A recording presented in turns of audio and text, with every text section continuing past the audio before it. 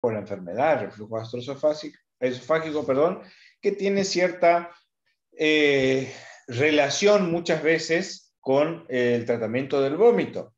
Ya como vamos a ver que ciertos fármacos sirven, si bien su objetivo principal son antieméticos, son inhibir los centros del vómito y el reflejo del vómito, perdón,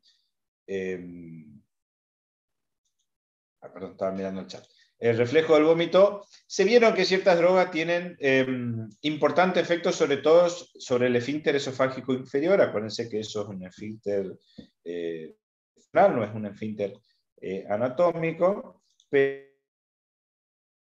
importante porque son drogas también en cuanto a la terapéutica, que muchas veces por ahí no se la tiene en cuenta a la hora de tratar un reflujo gastroesofágico, ¿tá? Y el paciente. ¿Estamos? Obviamente esto se puede deber a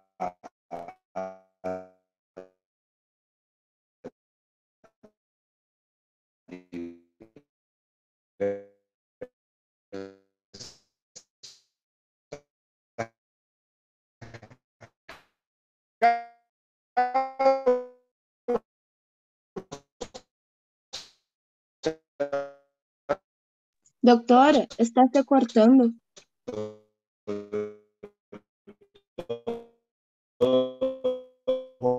No se le entiende nada, doctor.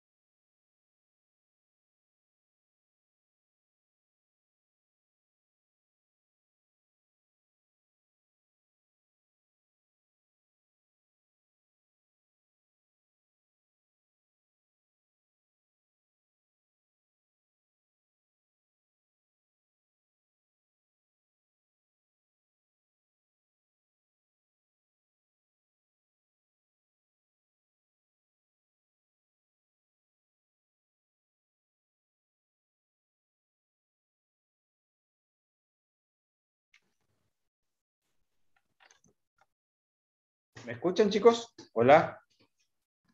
Sí, doctor, se escucha.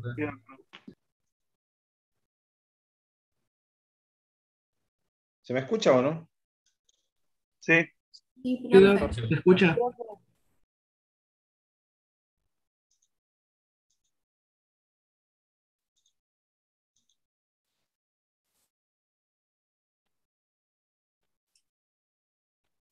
Ah, perfecto. No, pensé que no se me cargo. Acá está. Bueno, como yo le estaba diciendo, toda la parte del tubo digestivo tiene autonomía propia, ¿tá? Ya que se maneja principalmente con los estímulos que vengan con la parte digestiva de la devolución. Se activan ciertos cascadas enzimáticas que estimulan la liberación, producción de ácido y la motilidad gastrointestinal. Obviamente esto puede estar influenciado por factores externos, sobre todo las hormonas del estrés, ¿tá? Como la noradrenalina, que tienen un gran efecto sobre estos receptores, pero a su vez también la serotonina y la dopamina son sustancias fundamentales también a la hora de estimular o activar toda esta cascada de secreción ácida y de la motilidad gastrointestinal. Por lo tanto, son factores importantes a tener en cuenta a la hora del tratamiento, de la terapéutica. Muchas veces los pacientes tienen un tratamiento farmacológico completo, tienen una dieta ajustada, pero hay factores externos, sobre todo factores relacionados con el estrés o la ansiedad, que hacen que obviamente clínicamente el paciente no mejore. ¿Estamos? Entonces, los mecanismos de acciones que tienen la mucosa gástrica, sobre todo, para protegerse, son tres principalmente. El intercambio celular constante, la liberación de vasodilatadores que mejoran la oxigenación y protección de la mucosa, y el vaciamiento y constante peristaltismo intestinal para para vaciar ese tema. ¿Estamos? Un segundito, chicos. Hola. Sí, decime.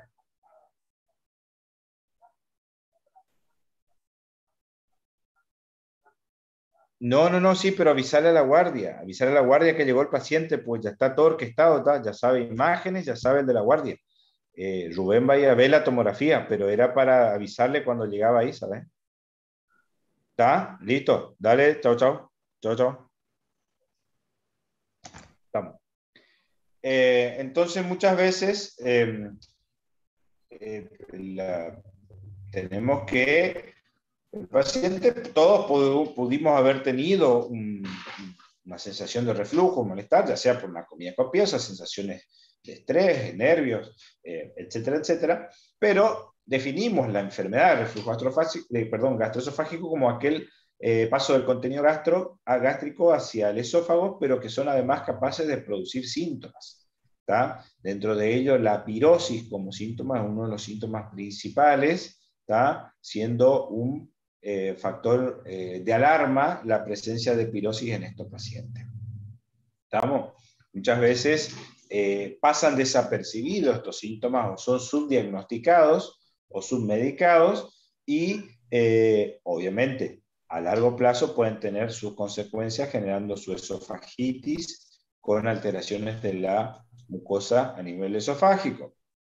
¿Estamos? Entonces, nosotros tenemos los síndromes esofágicos, o sea que por lesiones estructurales, que pueden ser los síntomas leves de reflujo, esa pequeña sensación quemante o esa sensación de gusto amargo a nivel de la boca, hasta reflujos importantes, como son las esofagitis por reflujo, que el esófago de Barrett sería nuestro diagnóstico a tener en cuenta siempre, por lo menos tratar de corroborar la presencia del mismo.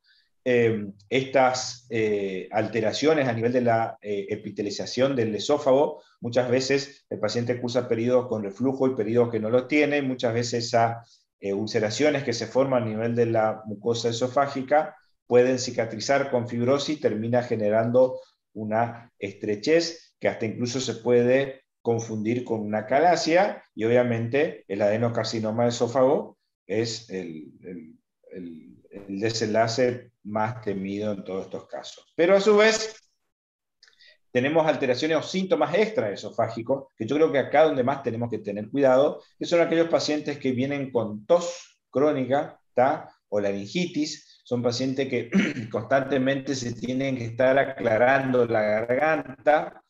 Incluso se vio, sobre todo en los ancianos, que tienen alteraciones en la deglución, que al tener este reflujo crónico, y muchas veces cuando es importante la cantidad del material que refluye, suelen generar broncoespasmos por la irritación química que genera a nivel bronquial, dando un cuadro clínico parecido a un asma, y después las erosiones a nivel bucales. No solo las erosiones dentales, sino las aftas bucales, las llagas, como decimos nosotros, a nivel bucal, que suelen aparecer en varias zonas de la boca, sobre todo en el paladar blando, y suelen ser múltiples y grandes. ¿Tá? Eso hay que tener en cuenta porque por ahí el paciente no está teniendo el síntoma de la pirosis del reflujo, sino que está manifestando a nivel bucal ese reflujo gastroesofágico. ¿Estamos? Y después, obviamente, pueden aparecer cuadros de faringitis o sinusitis. Esto cuando usted vea en cursen otorrinolaringología, van a ver la cantidad de casos que hay de pacientes que vienen con faringitis o sinusitis que son secundarios a un reflujo gastroesofágico. ¿Tá? Fibrosis pulmonar idiopática, esto es raro, repito, suele darse en pacientes adultos con reflujo, historia de reflujo gastroesofágico crónico, o hasta incluso, fíjense, pacientes que tienen otitis o síntomas de otitis repetición. Obviamente, si yo tengo el dolor, el ardor epigástrico, pirosis, que el paciente dice, doctor, siento que del calor de acá de la boca el estómago me viene por arriba, es un cuadro clínico típico del reflujo. Pero hay que tener cuidado y hay que tener presente en aquellos pacientes que no tengan esos síntomas, sobre todo los pacientes que consultan por tos.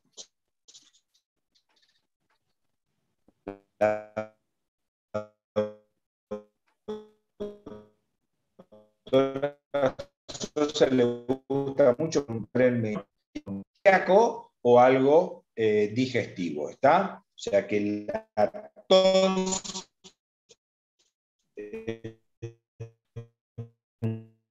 Doctor, estás cortando, no se escucha bien.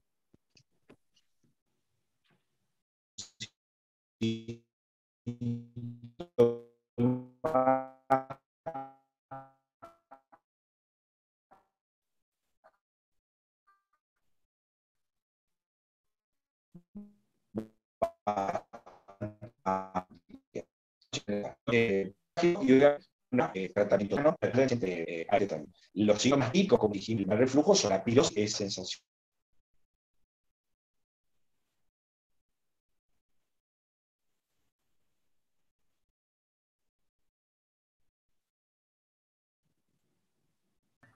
Hoy estoy, mira, el día está. Culpa de Santa Rosa. Vamos a culparle todo siempre a Santa Rosa. La tormenta Santa Rosa. Tengo el internet muy inestable, chicos. Bien. Entonces, repito, seguimos. Los síntomas típicos de la enfermedad de reflujo es la pirosis. Es más, paciente con pirosis, ¿tá? Y sospecha de gastritis o reflujo gastroesofágico es indicación indiscutida de endoscopía, chicos. ¿Está? Acuérdense que siempre cuando se le pregunta a ustedes por el tratamiento, los estudios complementarios de un paciente con reflujo gastroesofágico o gastritis, se les suele pedir todo que hagan en orden. Se le puede pedir unos laboratorios para ver si el paciente no está sangrando, si no está anémico, se le puede pedir una serie de esófago gastroduodenal, pero si el paciente tiene síntomas como la pirosis, es indicativo de endoscopía. ¿Estamos?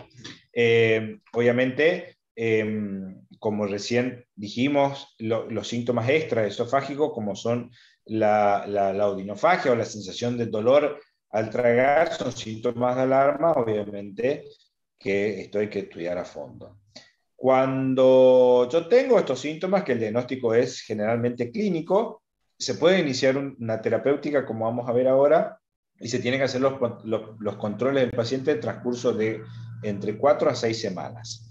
Si vemos que el paciente no mejora o empieza con síntomas menos específicos, como lo es el hipo, la tos, náuseas, el paciente refiere dolor torácico o hasta incluso el paciente suele referir que come y tiene una saciedad precoz, ¿tá? Esos son síntomas para tener presentes, son síntomas de alarma y hay que hacer mucho hincapié en ajustar el tratamiento del paciente, tanto las medidas farmacológicas como las no farmacológicas. Obviamente dentro de cuando decidimos iniciar este tratamiento, principalmente aliviar los síntomas, que suele ser el motivo por el cual el paciente consulta, curar la esofagitis o evitar la progresión de la esofagitis en el caso de que el paciente la tuviera, evitar la recibida, educando al paciente en cuanto a su enfermedad y que el paciente tenga presente cuáles pueden ser los desencadenantes de la misma, y obviamente prevenir y tratar las complicaciones, principalmente la hemorragia digestiva alta y la metaplasia de Barrett, que es fundamental ya que esto puede tener una mala evolución, digamos. ¿Está? El tratamiento en sí va a depender de la clínica del paciente y en la fase aguda, como bien dice acá, la dieta y los cambios de hábito generalmente suelen ser un factor fundamentales en el tratamiento del reflujo, siendo el abandono del hábito tabáquico uno de nuestros principales objetivos en estos pacientes, ya que el tabaquismo suele ser una causa por la cual el tratamiento no mejora o no progresa en forma correcta. ¿Estamos? Obviamente, en cuanto a las medidas no farmacológicas, a un modo de repasito, porque esto ustedes ya saben, evitar las comidas copiosas, las comidas ricas en contenido de grasa o frituras, los alimentos que tengan cierto contenido cítrico, como lo es el limón, la naranja, pomelo, las bebidas carbonatadas o con cafeína, como lo es la gaseosa, y los dulces, digamos, prácticamente no puede comer nada, dice el paciente. Para eso están los diabetólogos, los nutricionistas también, que ayudan a ajustar mucho la dieta del paciente. Obviamente el fumar, como le dije yo a ustedes, es un factor de muchísima importancia a la hora de iniciar el tratamiento, ya que el paciente puede cumplir con todas las medidas higiénicos, dietéticas y farmacológicas, pero el tabaco y el alcohol suelen ser factores de exacerbación o de que no evolucione bien el tratamiento. El sobrepeso también sigue siendo un importante factor. Evitar los ejercicios físicos que desencadenen o que generen grandes maniobras de Valsalva, como lo son el levantamiento de pesas o ejercicios que requieran gran esfuerzo físico. ¿Estamos? En casos ya moderados a severos, muchas veces el paciente o tiene que dormir semisentado o se le suele pedir que levante la cabecera de la cama, colocando un ladrillo, una madera, algo en las patas de la cama para levantar. ¿Estamos?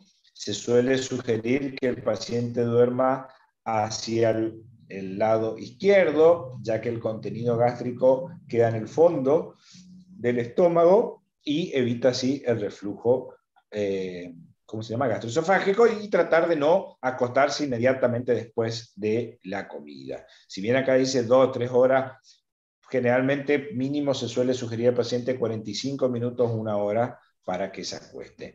En cuanto a la terapéutica farmacológica en estos pacientes, los inhibidores de la bomba de protones son obviamente los fármacos por excelencia.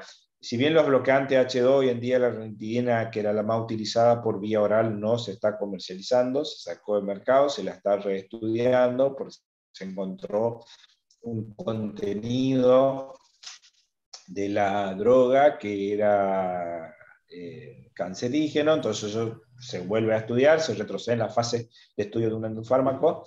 Y los prokinéticos, chicos. ¿Sabes? Los prokinéticos son drogas fantásticas.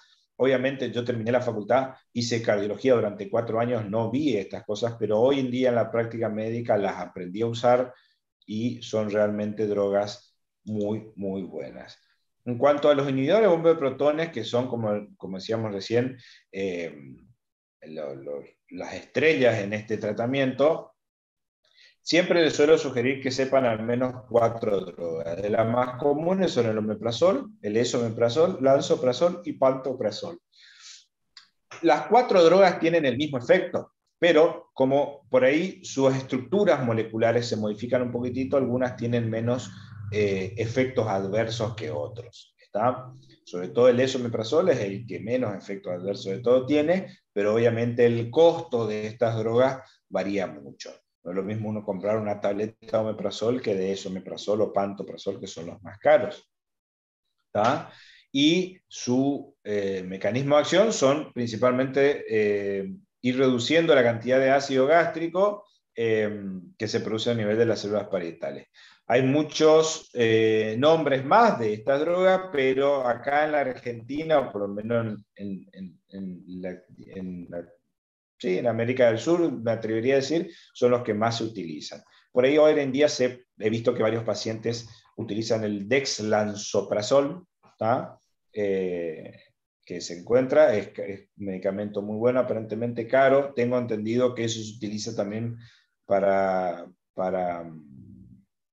realizar abortos, digamos, en caso de uso a nivel ginecológico. Son drogas relativamente nuevas, pero para el tratamiento en sí, con estas 4 drogas ya son suficientes. ¿Estamos? Lo que hacen este grupo de drogas es inhiben se unen a la bomba de protón potasio ATPasa, la cual la inhiben y disminuyen la producción de ácido por parte de las células parietales. ¿Estamos? Obviamente es importante, generalmente estas drogas, lo ideal sería se pueden tomar varias veces al día, pero una de sus tomas, lo ideal sería que sea en ayuna. Entonces, al llegar al medio ácido del estómago, producen una transformación estructural por el propio ácido, que las transforma en sulfonamida, que es su principio activo, por así decirlo, su modo activo. ¿Estamos? Muy bien. Las presentaciones orales y vía endovenosa, y principalmente, como yo le decía, el omeprazol es lo que más se consigue, es el más común de todo, es una de las primeras drogas que se hizo en este caso, y es también, en cuanto al costo, por ahí la más barata.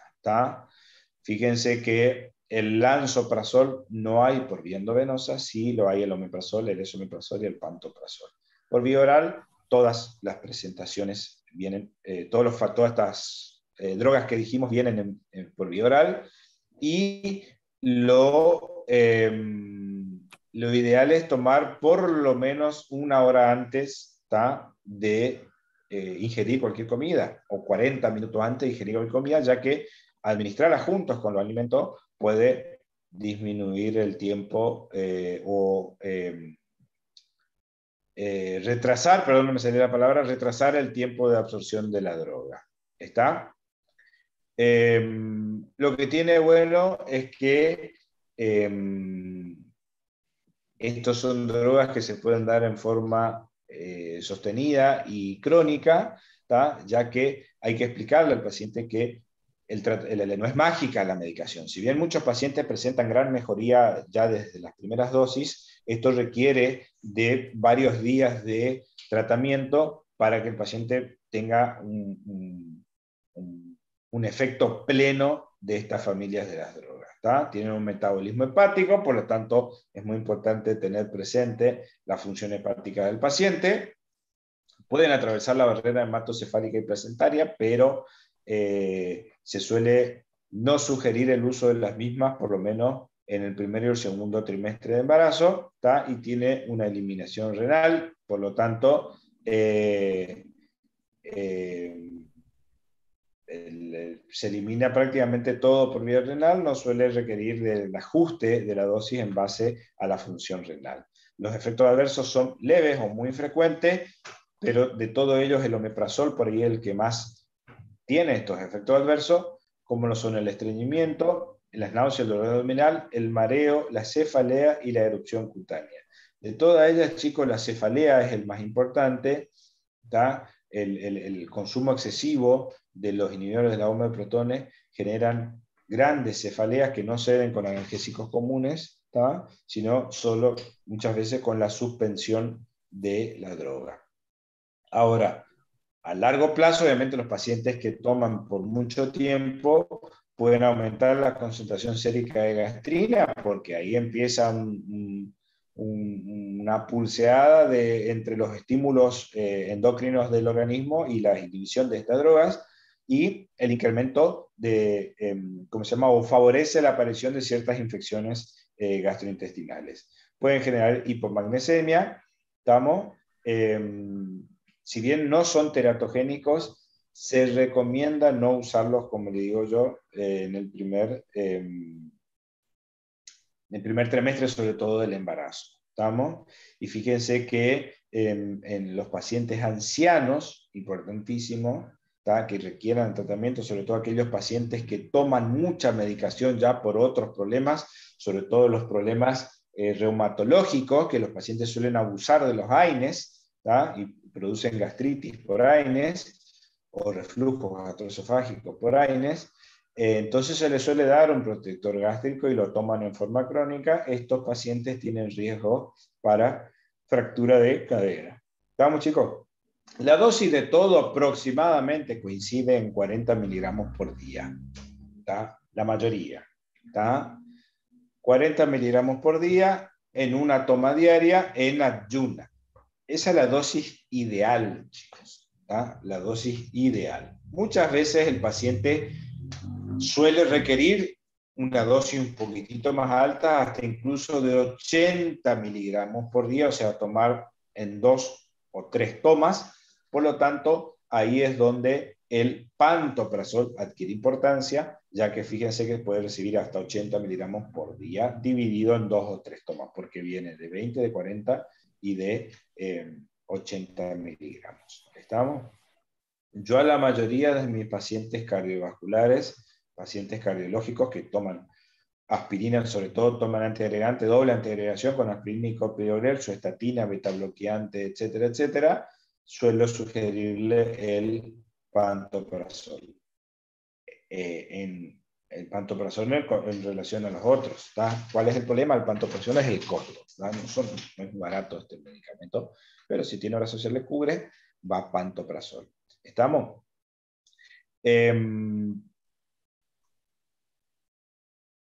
Y generalmente se le da, antes de pasar a los prokinéticos, cuando yo le inicio el tratamiento con los inhibidores de la bomba de protones, hay solo una droga que es la que tengo que tener en cuenta, que son aquellos pacientes que tengan hipotiroidismo y que deban tomar la levotiroxina. Acuérdense que la levotiroxina es una droga que se toma en ayunas también. ¿Estamos? Entonces me queda ahí la duda de cuál de las dos drogas tomo. Entonces, los inhibidores de las bombas de protones alteran la absorción de la levotiroxina. ¿Estamos? Los inhibidores de la bomba de protones alteran la absorción de los anticoagulantes. Por lo tanto, tengo que tratar de tomar por lo menos con una hora de diferencia entre un fármaco y otro. ¿Está? Entonces yo tengo mi paciente que tiene hipotiroidismo y tiene que tomar su levotiroxina, y la levotiroxina se toma en ayuna, generalmente porque la mayoría de los alimentos o los otros fármacos alteran la absorción de la misma. Entonces se le sugiere que el paciente se levante, que tome su levotiroxina, que espere por lo menos media hora, 40 minutos, que tome su inhibidor de la bomba de protones y posteriormente que ya desayune e inicie su vida. El tema es que muchas veces los pacientes te refieren que al tomar en ayuna la levotiroxina le produce gastritis, ¿tá? Pero bueno, decimos al paciente que tiene que entender que lamentablemente la patología es así. ¿Estamos? Entonces se le hace el tratamiento, se le inicia un inhibidor de la bomba de protones, es la elección, como dijimos, de las 4 drogas que nosotros vimos ahí, en una toma diaria, en ayuna todos los días. Y se le controla al paciente a los 7 días. ¿Tá? A la semana el paciente tiene que venir y ver si presentó mejorías clínicas o no. Fundamental hacer hincapié en la dieta, en las medidas higiénico-dietéticas, porque el paciente por ahí de lunes a viernes o de domingo a viernes se cuida re bien y el sábado sale con los amigos, se junta, toma un poco de alcohol, come un asado, come un poco más de grasa y ahí tira abajo todo el tratamiento de la semana. Entonces, hacer hincapié en eso al paciente, las medidas higiénico-dietéticas son fundamentales.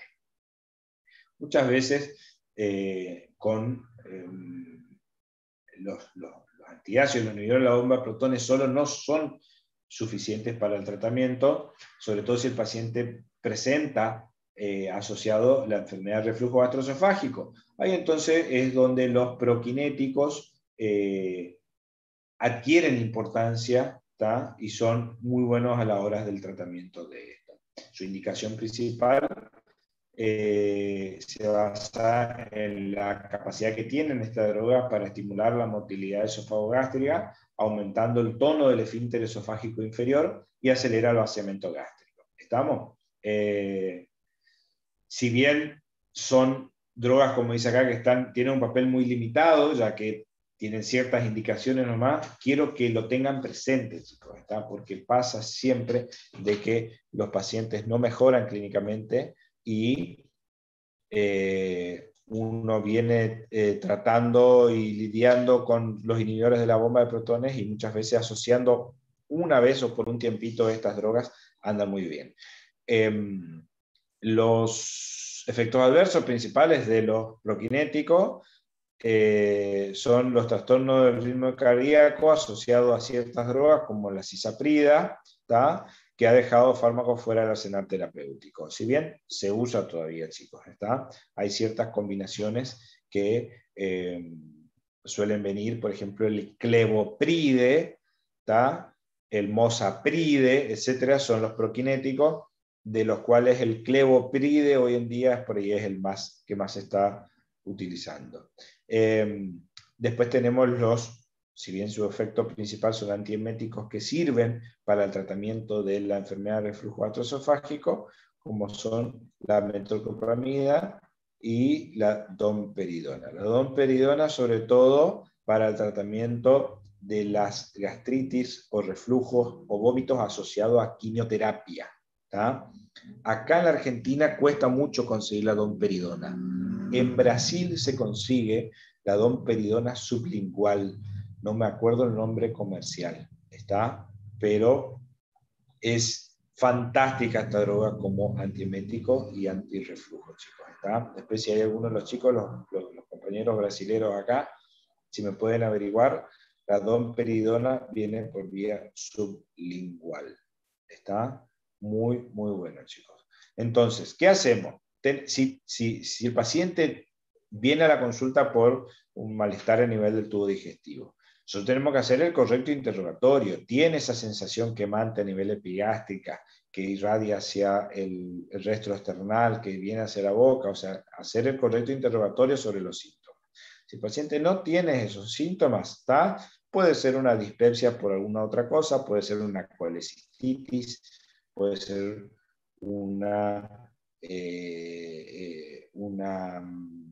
¿cómo se llama? Alguna otra hepatopatía o alguna otra enfermedad del tubo digestivo. Ahora, si el paciente tiene los síntomas típicos del reflujo gastroesofágico, hay que preguntar y hacer mucho hincapié, chicos, sobre la frecuencia con la cual aparece. No es lo mismo que aparezca una vez de vez en cuando a que tenga todo el día el paciente. ¿Estamos? Si estos síntomas son leves, el paciente tolera, pero le molesta, ¿estamos? Fíjense que se empiezan con las medidas generales, como eran las farmacológicas, con evitar ciertos cítricos, gaseosas, etc. Perdón. Y agregarle un antiácido, o sea, un inhibidor de la bomba de protones en este caso. La dosificación, acuérdense que es en ayuna lo ideal, lo preferible. ¿Estamos? Se le cita al paciente a los 7 días. Si el paciente mejora, se puede asumir que el cuadro está resuelto y hasta incluso se puede suspender a los 10-15 días el tratamiento. ¿Estamos? Son síntomas leves. Ahora, si el paciente no mejora, ¿tá? Si el paciente no mejora, se hace un tratamiento sostenido con los inhibidores de la bomba de protones por 8 semanas. Estamos que ahora ya vamos a ver cómo continuaría en el caso de que no logre mejorar.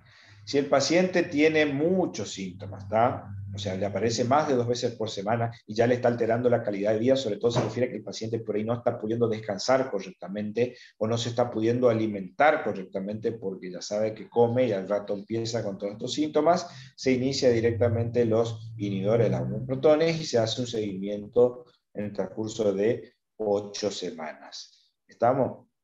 Si el paciente tiene síntomas de alarma, como lo son la pirosis severa, que tengan faringitis o laringitis o presencia de vómitos, ¿tá? Ese paciente se tiene que hacer una endoscopía en forma urgente, digamos, cuanto antes, ¿está? Ahí obviamente podemos ya descartar que el paciente tiene un cáncer, o sea que su diagnóstico es otro y eso está generando los síntomas, o también puede ser que veamos una esofagitis leve, ¿tá? Con compromiso leve de la mucosa, pero sin embargo el paciente lo somatiza en forma exagerada, entonces se inicia el tratamiento con inhibidor de la bomba de protones por 8 semanas.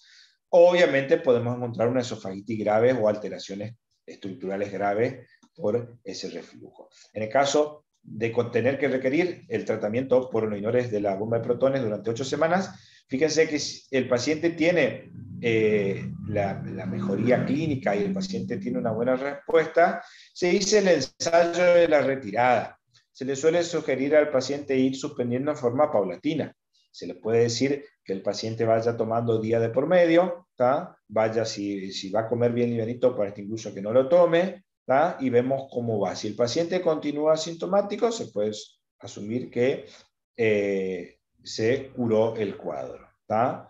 Ahora, si no logra mejorar y el paciente continúa, o sea, ya empieza a disminuir la dosis, empieza a tomar día de promedio y el paciente comienza otra vez con los síntomas, hay que tratar de reiniciar el tratamiento y comenzar a disminuir en forma más progresiva. Y obviamente tratar de explicarle al paciente de que haga tratamiento a demanda, o sea que el paciente suspende y siempre tenga a mano la droga para cuando le molesta, o se le puede explicar al paciente que vamos a hacer lo siguiente, vamos a tomar durante 8 semanas, descansamos un tiempo, después iniciamos 8 semanas y así.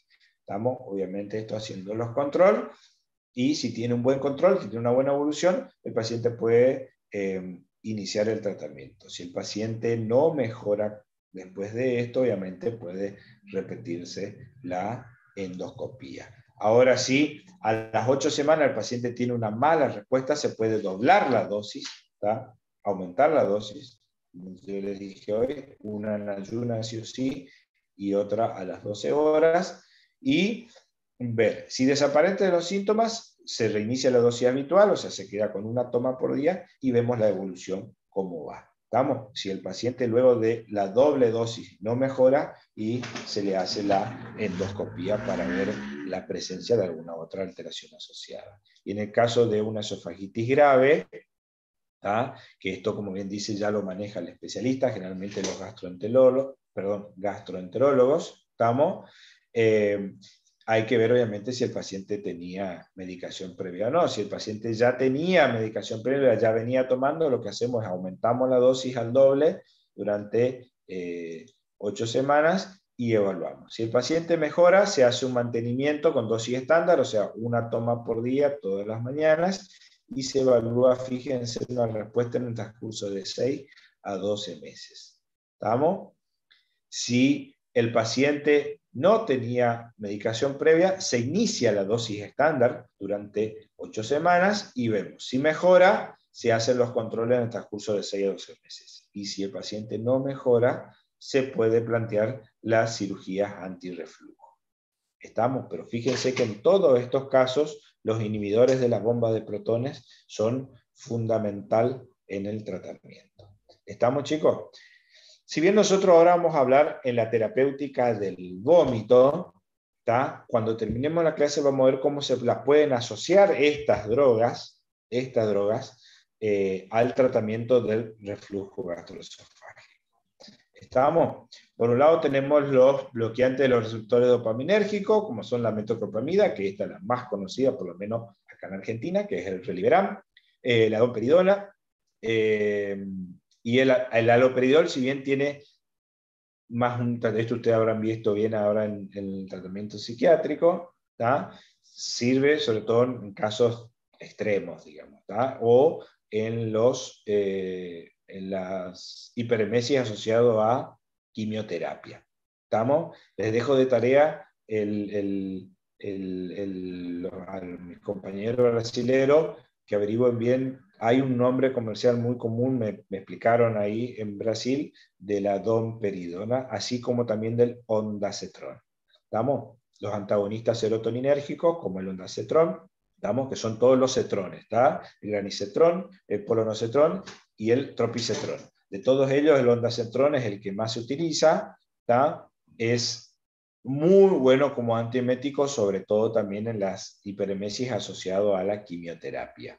¿Estamos? Los antagonistas de los receptores NK1, como el apripeptant, y después de menos calidad antiemética, pero que se pueden utilizar como coadyuvante, que son los glucocorticoides, el diazepam, lorazepam y la nabilona. ¿Está? Esperen, chicos, que parece que preguntaron acá en el grupo.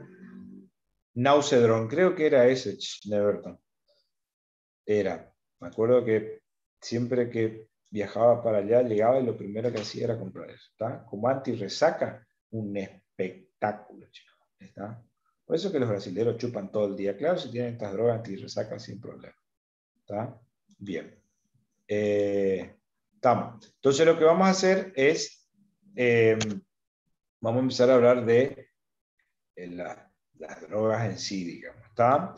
El mecanismo del vómito en sí, obviamente un proceso que requiere de la coordinación de todo el tubo digestivo, esofágico y el tubo digestivo alto para hacer así en concordancia con los músculos respiratorios para tratar de eliminar el contenido gástrico. Esto puede deberse por alteraciones estructurales a nivel del tubo digestivo o alteraciones estructurales a nivel del sistema nervioso central, obviamente. ¿Estamos? Acá están, vamos a resumir todo lo que es la fisiopatología del vómito en sí, o sea, la fisiología del vómito, que eso no nos vamos a detener, ¿tá? Pero sí lo que es importante es que está el centro del vómito y que fíjense que hay varios factores que pueden influenciar a la presencia del mismo, como incluso el estado emocional del paciente.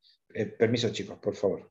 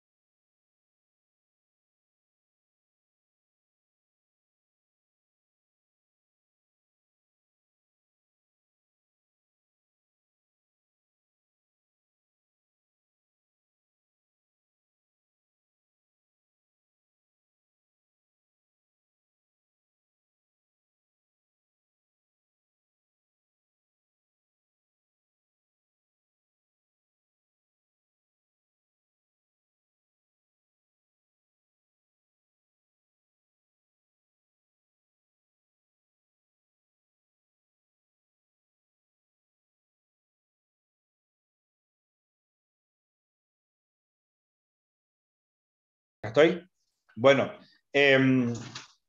los vómitos en sí, sobre todo, es muy común en la parte pediátrica. Van a ver muchos aquellos que van guardia general, que el vómito es una consulta muy común de la consulta pediátrica. Y esto es importante siempre tener en cuenta dos cosas. Primero, obviamente, la hidratación o deshidratación que puede generar el mismo. Y por otro lado, el desbalance hidroelectrolítico.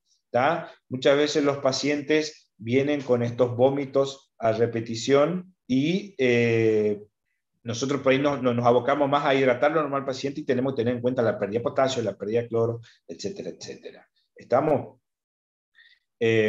Como dice bien, el tratamiento no farmacológico sería la rehidratación y la restauración del equilibrio hidroelectrolítico, chicos, ¿está? Porque se pierde mucho electrolito a nivel tanto del vómito como de la diarrea. ¿Está? Acá nuestros enfermeros del hospital ya saben, cuando vienen los pacientes con vómitos de mucho tiempo de evolución, ya le hacen el suerito con un potasio puesto arriba, ¿está?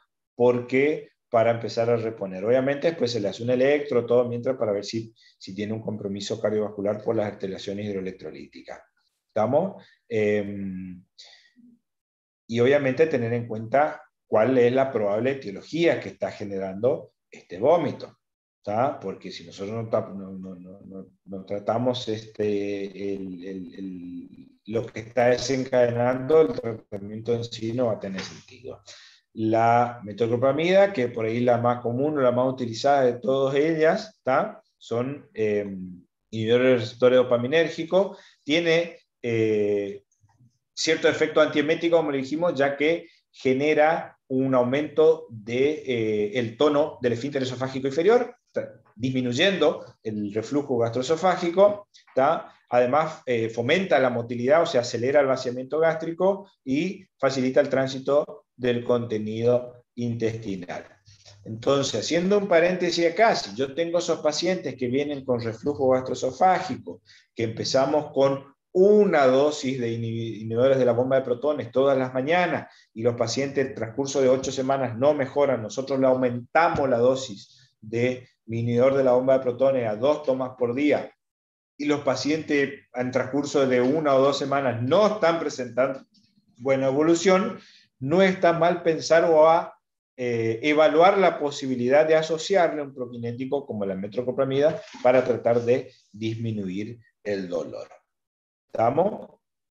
La dosis viene de 10 a 15 miligramos antes de los alimentos que pueden ser útiles tanto para los pacientes con la gastroparesia o la enfermedad de reflujo gastroesofágico. Principalmente su objetivo, acuérdense, es antiemético, ¿tá? Inhibir las náuseas y los vómitos. También está, fíjense que muy importante en el embarazo. Yo no sé si hay alguna de las compañeras que está acá que ya tuvo hijos y hay cierta etapa del embarazo donde los vómitos son, en el primer trimestre sobre todo los vómitos están muy presentes, y las gastritis o los reflujos gastroesofágicos por el aumento de la presión intraabdominal por el crecimiento del útero son sobre todo en el último trimestre. Y ahí la metoclopramida adquiere gran importancia. ¿Estamos? Y obviamente se utiliza para el tratamiento de la hiperemesis en los pacientes con quimioterapia. ¿Estamos? Se absorbe totalmente por vía oral, hay también por vía endovenosa e intramuscular. Tiene un 75% de biodisponibilidad, o sea, la mayoría de la droga se transforma según a la lúmina y se transporta, ¿tá? Y fíjense que tiene una excreción dividida tanto por vía urinaria como por vía gastrointestinal, o sea, se elimina por la bilis, ¿tá? Y tiene una vida media de 4 a 6 horas, una vida media relativamente corta.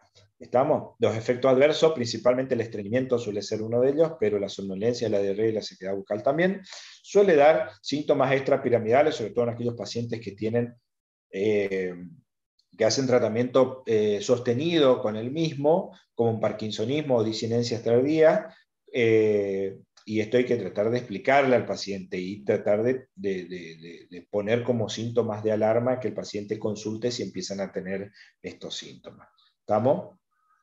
Se suelen, cuando requieren dosis muy altas de esto, sobre todo en las hiperemesis por los pacientes con quimioterapia, se suele, para no aumentar tanto la dosis esto y empezar a tener los síntomas extrapiramidales sobre todo, se suele sugerir la asociación con glucocorticoide o con alguna benzodiazepina para, como coadyuvante y no tener que aumentar tanto la dosis de los mismos.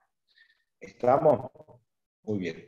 La domperidona, que es otro gran antiemético y prokinético también en cierta medida, son inhibidores de los receptores dopaminérgicos. Estos no atraviesan la barrera hematoencefálica, por lo tanto no tienen esos efectos extrapiramidales como sí lo tenía como lo tenía la metoclopramida. ¿Estamos? Las principales indicaciones de estas drogas son en los vómitos debido a la uremia, en los pacientes con insuficiencia renal crónica, en la migraña, en las pancreatitis, en las dismenorreas, los síndromes por gastrectomía o las dispepsias. ¿Estamos? Perdón. Muchas veces los pacientes con migraña severa, que ya se conocen aquellos pacientes que ya saben su cuadro clínico cuando empiece con todo el pródromo de la migraña, con alteraciones en los tinnitus, los escotomas visuales, ya la luz le empieza a molestar, el sonido le empieza a molestar, los pacientes ya son educados y empiezan en forma temprana ya a tomar su domperidona para evitar así que progrese a los cuadros severos de la migraña. ¿Estamos? En cuanto al... tienen un efecto, una eficacia prácticamente similar a la de la metoclopramida, lo que puede llegar a variar un poquitito son los costos de uno u otro. La domperidona es un poquitito más caro que la metoclopramida. Como principal efecto adverso es la galactorrea, sobre todo esto tener en cuenta, y la cefalea. ¿Estamos? Sean dosis desde hasta 60 miligramos por día, dividido cada 8 horas. Vienen comprimidos de 10 y de 20 miligramos. ¿Estamos, chicos?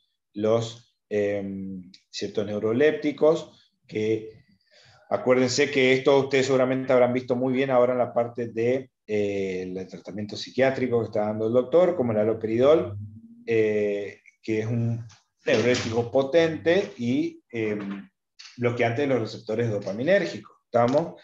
Esto suele ser utilizado sobre todo en las crisis agudas. Nosotros acá hay mucha gente que usa, yo no sé si en forma correcta o no, pero hay muchos pacientes psiquiátricos que lo usan en crisis agudas de sus distintas patologías en vía intramuscular. Pero como no son de utilidad habitual, no nos vamos a detener en los mismos. ¿Estamos?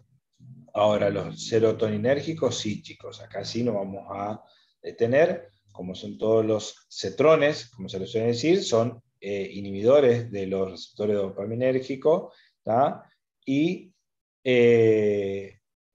tienen un gran efecto antiemético. Fíjense, acá está el granicetrón, ondacetrón, que era el más frecuente, como vimos, el palonocetrón y el tropicetrón, tienen una gran biodisponibilidad, más del 60% circula en sangre una vez ingerido, ¿estamos? Se alivian por hígado principalmente, y como efecto adverso, la cefalea, es importante, los mareos, vértigos y el estreñimiento, como todos los antieméticos suelen asociar, y en muy pocos casos tienen efectos extrapiramidales. ¿Estamos? Las principales indicaciones de los cetrones son los vómitos por drogas citotóxicas, como son los quimioterápicos. Está el ondacetrón, como les decía yo, principalmente. ¿Estamos? Después tenemos los antagonistas de receptores NK1, como la preptitan, que tiene su bloqueo, tiene un potente efecto antiemético, también en los antineoplásicos, en los tratamientos con quimioterapia. Tiene una buena absorción por vía oral, se administra dependiendo de... se ajusta, digamos, su tratamiento en relación a su tratamiento quimioterápico de base del paciente. Se administran dosis de 125 miligramos una hora antes de iniciar la quimioterapia el primer día, y luego se va disminuyendo la dosis para hacer una dosis de mantenimiento de 80 miligramos siempre antes de la quimioterapia. Se suele asociar a un corticoide, a un glucocorticoide, siendo la dexametasona la de elección, y los efectos adversos son igual a todos los antieméticos, principalmente estreñimiento, cefalea, sequedad bucal y leve efecto extrapiramidal. ¿Estamos? Pero los principales efectos adversos de los antieméticos, de los que venimos hablando, son el estreñimiento y la cefalea, chicos. ¿Está?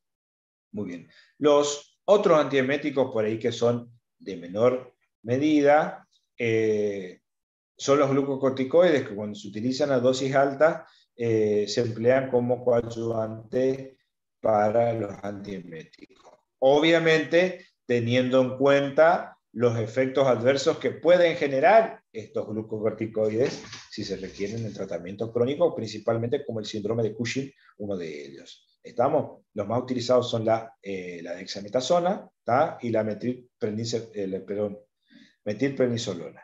intravenosa.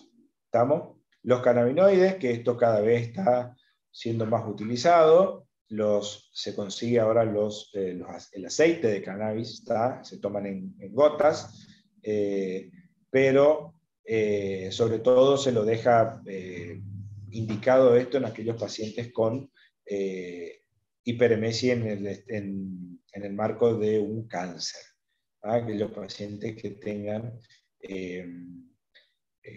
hiperemesis por quimioterapia. También se están utilizando cada vez más los cannabinoides para los dolores crónicos. ¿Estamos?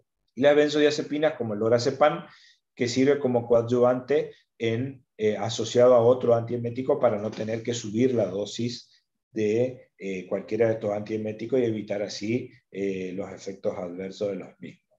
¿Estamos? Muy bien. Esto es un modo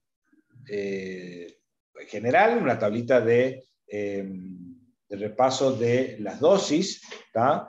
Fíjense que tenemos también en presentaciones rectales, sobre todo la domperidona, aquellos pacientes con hiperemesis, ¿tá?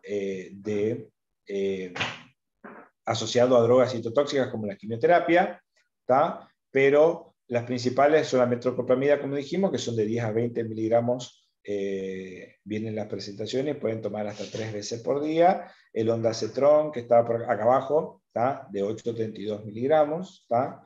Y se toma hasta 3 tomas diarias también. ¿Estamos? Muy bien. Entonces, fundamental, chicos, cuando vamos a ver esto, es que cuando veamos el Engove. El Engove como antirresaca es un espectáculo, Fabio. ¿Tá? No te podés ir a los carnavales de Río sin pasar por una farmacia y comprar un Engove. ¿Tá? Porque es un espectáculo. Yo creo que tengo todavía. Entonces, cerrando todo lo que nosotros hablamos hoy de la terapia, tanto del reflujo gastroesofágico como antiemética, es importante tener en cuenta 2 o 3 cosas. Primero y principal, que las medidas higiénico-dietéticas son fundamentales para el tratamiento del reflujo gastroesofágico, ya que sin cumplir la misma no tiene sentido el tratamiento farmacológico. En segundo lugar, de las drogas que se utilizan como antiácidos, por así decirlo, perdón, los inhibidores de la bomba de protones adquieren realmente gran importancia. Acuérdense que el tiempo que se requiere para ver o evaluar el correcto funcionamiento de la misma son de hasta 8 semanas. Se inicia con una toma diaria de cualquiera de los inhibidores de la bomba de protones, preferentemente tomando en ayuna, y se va controlando. Si el paciente a las 8 semanas no presenta mejoría, se puede aumentar la dosis al doble, ¿tá? Y controlar en las próximas 8 semanas. Si el paciente tiene síntomas de alarma, como lo son una pirosis severa, faringitis, laringitis, tos que es insostenible, o que el paciente no tolere el dolor, el paciente se tiene que hacer una endoscopía para descartar obviamente que no esté haciendo una esofagitis péptica. Segundo, siempre tengo que pensar en que el paciente tenga un esófago de Barrett hasta que se demuestre lo contrario. Por lo tanto, en estos pacientes hay que hacerle un seguimiento y explicarle las posibilidades o los posibles desenlaces, mejor dicho, de la patología que está teniendo el paciente. ¿Estamos? Acuérdense que se le puede asociar en el caso de que la primera etapa del tratamiento no haya funcionado, un proquinético, ¿tá? O un antiemético como lo es la metoclopramida principalmente, que sirve para aumentar el tono del esfínter esofágico inferior y acelerar el vaciamiento gástrico. ¿Está? No se olviden de estas drogas cuando hablen del tratamiento. ¿Está? Como interacción de las drogas de los inhibidores de la bomba de protones, principalmente hay que tener en cuenta con las drogas del perfil tiroideo, o sea, la levotiroxina. Los inhibidores de la bomba de protones disminuyen la absorción de la levotiroxina, y también aquellos pacientes que requieran anticoagulación disminuyen la absorción del anticoagulante. por lo tanto siempre tengo que tratar de tomar con por lo menos 1 hora de diferencia entre fármaco y fármaco. ¿Estamos, chicos? Muy bien. Lo que yo suelo preguntar siempre esto son principalmente los tiempos que requiere el tratamiento, ¿tá? Obviamente las drogas, todos estos mecanismos, y la asociación. ¿Está, chicos? Muy bien. Sí.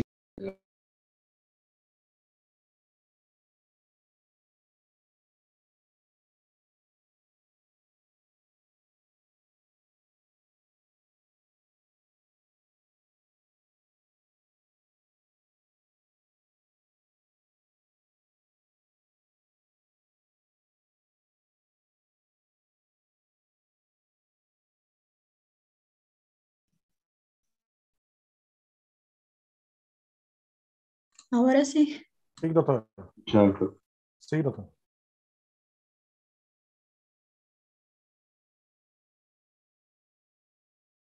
Sí.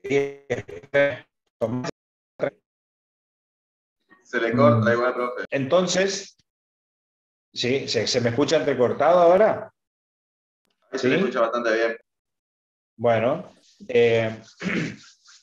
era más que nada para recordar esto. Ya estábamos terminando también nuestra clase de hoy. Así que es un tema cortito, ¿tá? Seguramente la semana que viene continuarán con el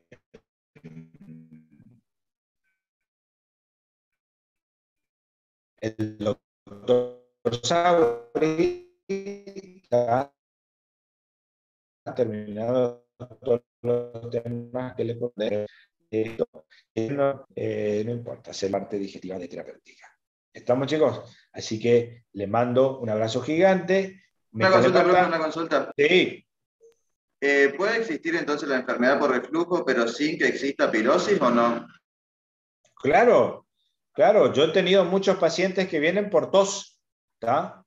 O vienen por... ¿Puede ser náusea? Vienen por molestia en la garganta. Vos le mirás la garganta y tiene una garganta roja, ¿tá? Que parece una faringitis, y vos le haces un tratamiento para su faringitis, para el dolor, y ¿cómo es? No resuelve. Le pedimos que la interconsulta con otorrinolaringología, y obviamente el otorrino cuando mira tiene todo irritado y hace una irritación química por el reflujo. Y vos le preguntás al paciente y él nunca tuvo pirosis, nunca sintió dolor, nunca sintió ardor. Hay pacientes que realmente o no saben interpretar los síntomas o no tienen esas manifestaciones. ¿Está? Eso suele pasar por ahí mucho en los pacientes. Hay pacientes que toman, yo tengo un enfermero acá gracioso porque toma prácticamente un tereré, el mate de él, porque dice que si vos tomás mucho a mate muy caliente, pierde la sensibilidad el esófago, dice. ¿Ah? Pero nosotros tenemos como, sí, pero tomás mate así medio frío y te explota el culo después de la gastroenteritis que te da. Pero hay ciertos factores de costumbres nuestras habituales, como lo es el mate, el café, sobre todo en ciertas culturas, que hacen que obviamente que estas patologías sean muy frecuentes. ¿Estamos, chicos? Por ahí suspender el mate en estos pacientes es lo que más cuesta, ¿tá? Y los pacientes refieren que no pueden dejar de tomar mate, pero hay que hacer hincapié y hacer entender al paciente esto. ¿Estamos, chicos? Así que le mando un abrazo gigante. Sí, ¿le escucho? Cuando un paciente tiene, o sea, reflujo por AINES, o sea, en un antiagregado, por ejemplo, ¿se le da tratamiento crónico con los inhibidores de la bomba de protones? Sí, siempre. Crónico, siempre.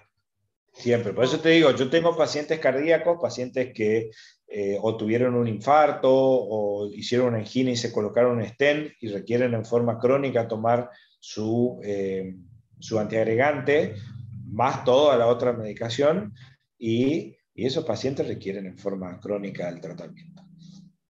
¿Está? todas las mañanas en ayuna toman su omeprazol. Yo suelo sugerirle a veces, si le pregunto a mi paciente, ¿cómo va? ¿Cómo está tu panza?